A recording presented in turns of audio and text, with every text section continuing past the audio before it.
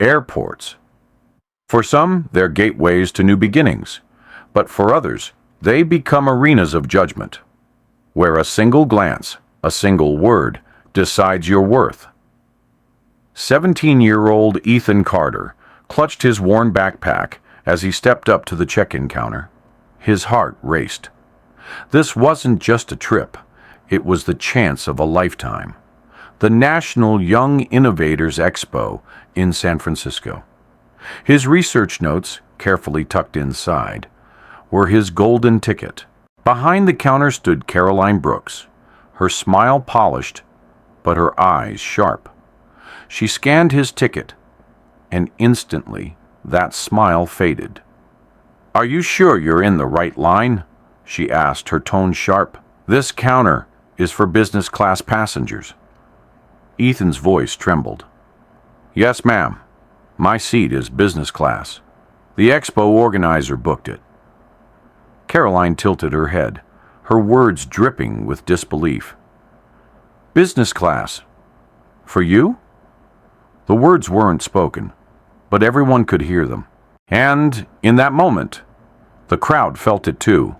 The unspoken accusation, the judgment hiding in plain sight. Before Ethan could respond, an older man in line stepped forward. Richard Morgan, a retired attorney, his voice calm but firm. "Is there a problem here? The boy has a ticket. Instead of questioning him, why don't you just process it?" Caroline faltered, caught off guard. Passengers began whispering. With a forced smile, she stamped the ticket. "Routine procedure," she muttered, sliding it back. Ethan whispered a quick "thank you" to Richard, but his chest burned with humiliation. He had the proof. He had the right. Yet his very presence was treated like an error. And this was only the beginning. Boarding a plane should feel like stepping into the future. For Ethan, it felt like stepping into another trial. He walked down the jet bridge, boarding pass in hand. Just as he entered the cabin, a sharp voice cut through. Brenda Collins, senior flight attendant, stepped in front of him. "Young man, this section is business class. Economy is further back." Ethan's chest tightened. Slowly, he held out his boarding pass. "This is my seat." Three-eyed Brenda glanced at it, then scoffed. "There must be a mistake. You don't just end up here." The nearby passengers shifted uncomfortably. Ethan's face flushed with heat. Before he could defend himself, Richard Morgan appeared again. "The boy belongs here. And frankly, the way you're speaking to him is unacceptable." Brenda stiffened, unwilling to back down. Snatching the ticket, she snapped, "I'll confirm this with the captain," and stormed toward the cockpit. A seat, just leather and steel. But in her eyes, it was a boundary, one she was determined to guard, even against someone who already belonged. The cabin fell silent. Ethan sat in his seat, gripping his backpack strap. Murmurs rippled through the passengers. Then the cockpit door opened. Brenda returned, but this time she wasn't alone. Captain Amelia Collins followed, her stride steady, her presence commanding. The atmosphere shifted. "Captain," Brenda began, her tone almost defensive, "there's been some confusion about this passenger." Amelia raised a hand. Her gaze turned to Ethan, calm but firm. "Mr. Carter, welcome aboard. Your seat is exactly where it should be." Relief washed over Ethan's face. Passengers nodded, whispers of approval filling the cabin.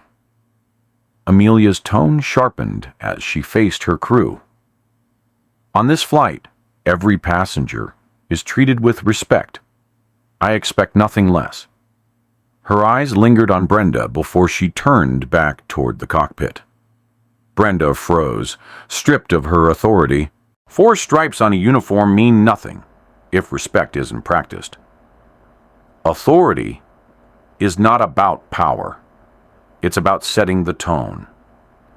And on this flight, the tone had just changed. Engines roared to life. Ethan sank into his seat, his hands trembling. The elderly couple beside him leaned closer. "You handled yourself well," the woman whispered. "Don't let anyone make you feel out of place." Her husband added, "When people show their prejudice, it says more about them than it ever does about you." Ethan's eyes stung. He managed to smile. "Thank you, truly." Across the aisle, passengers exchanged supportive glances, subtle nods, quiet approval. For the first time that day, Ethan didn't feel alone. Sometimes it only takes one voice to rise, one spark, to ignite others, and suddenly what was once silence becomes solidarity. The flight carried on without incident.